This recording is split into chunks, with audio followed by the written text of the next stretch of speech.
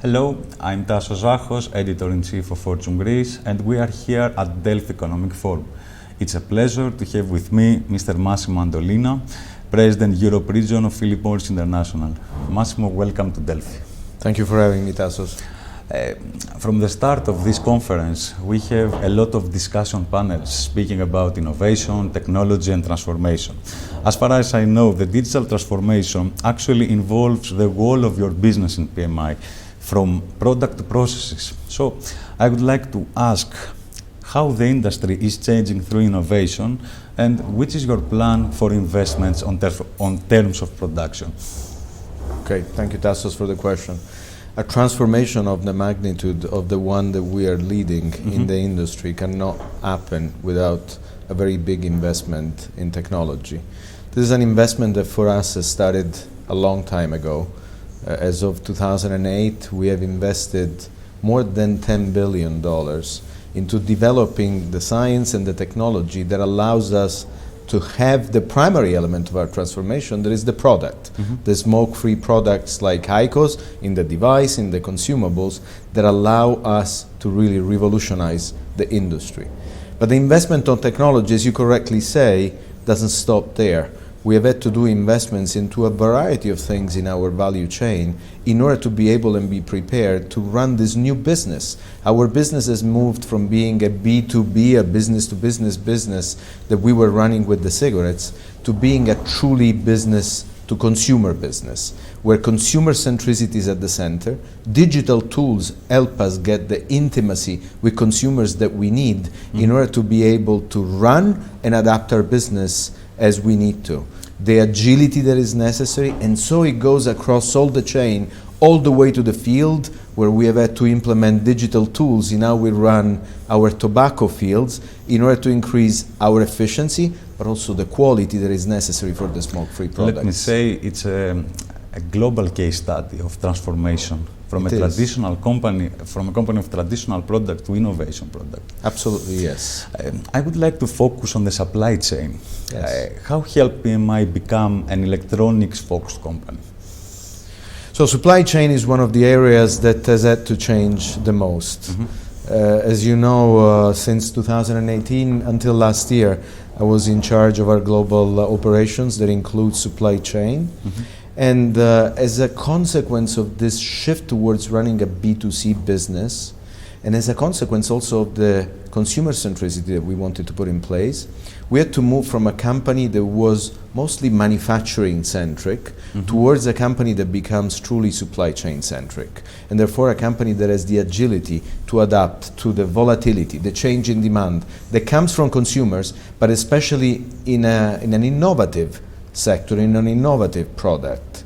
The volatility is significantly higher than anything that we had experienced before, and therefore we have had to reshape our supply chain completely, starting with the very systems that we used, and therefore we had to deploy systems that would put us directly in touch with the consumers, predictive systems that allow us to using technology.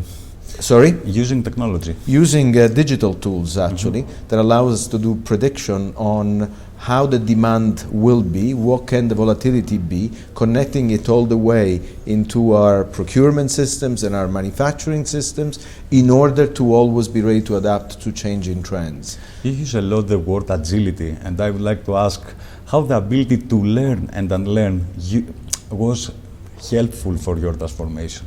It was a must, more than helpful for our transformation. We had we confronted ourselves with the need to unlearn the things that we knew and learn new things from the very beginning. When we launched our new products, we thought that we knew our consumers. We thought that we knew our value chain. We tried and we failed, actually. And we realized that many of the assumptions on how we were running the business before no longer applied in a business that was completely new. And I think in that we have had to bring agility in how we run projects. How do we go fast to acquire the learnings? Because the speed of acquiring learnings is really a measure of the success that you're going to have. So today you will hear, if you come inside the company, us talk more and more about fast forward, for instance. It's a methodology and an approach that we put in place where we say we make a certain hypothesis, we immediately go to market, we test them, invalidate them, and come back and build on them. And so that has been for us a way to become significantly more agile in how we do things. Philip Morris is becoming more a tech and agile company, I can say. And you speak a lot for your smoke-free strategy. Do you think that the consumers are following this strategy and believe to this strategy?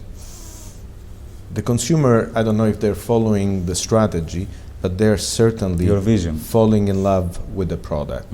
And so the consumers have heard about our commitment to phase out cigarettes towards new, different and better products that are based on science and technology. In many of the places, even where we cannot fully communicate about the health benefits of these products, consumers have understood what is behind. What is beautiful to watch is when a consumer adopts the product and comes back to us, the love and advocacy that the consumer brings for the product. Why? Because they see the impact that it has on their lives. I feel better, I smell less. My friends around me don't send me away when I'm having a cigarette because they find that this bothers them less. And the way how they speak about it really shows that passion that comes from the impact that not the strategy, but the product is having on their life and on their health. So, which are the key pillars of this strategy?